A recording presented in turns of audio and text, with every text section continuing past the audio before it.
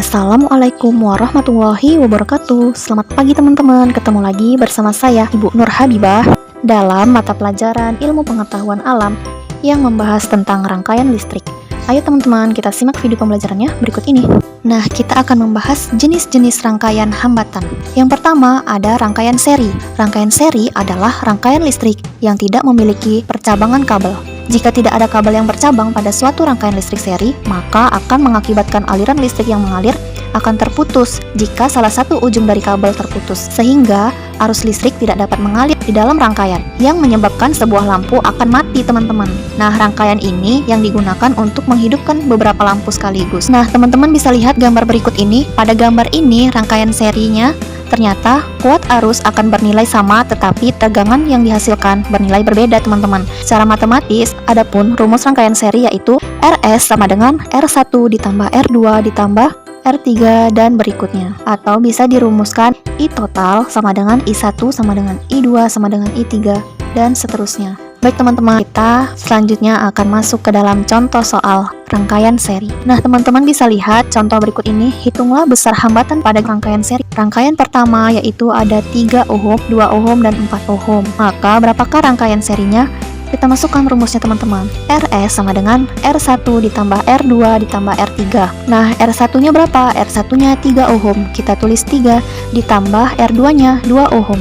Ditambah R3-nya, maka 3 ditambah 2 ditambah 4.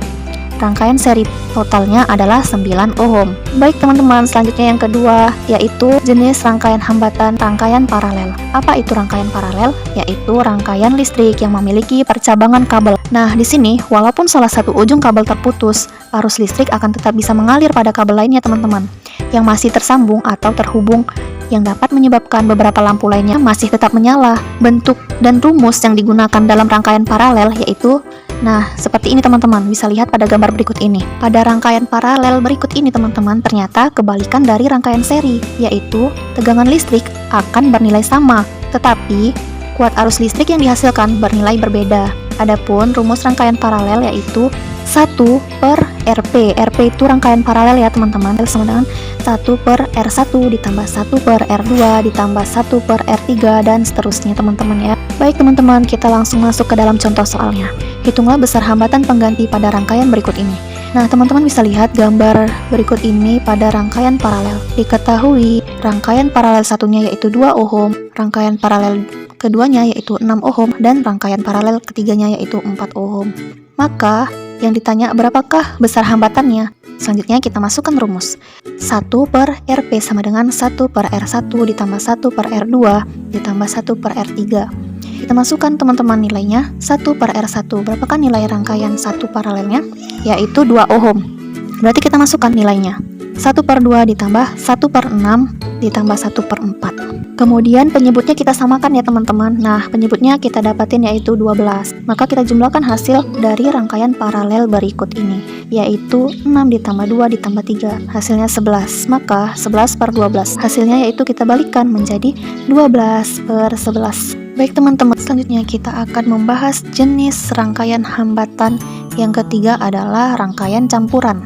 Apa itu rangkaian campuran? Ya, rangkaian campuran adalah gabungan daripada rangkaian seri dan rangkaian paralel.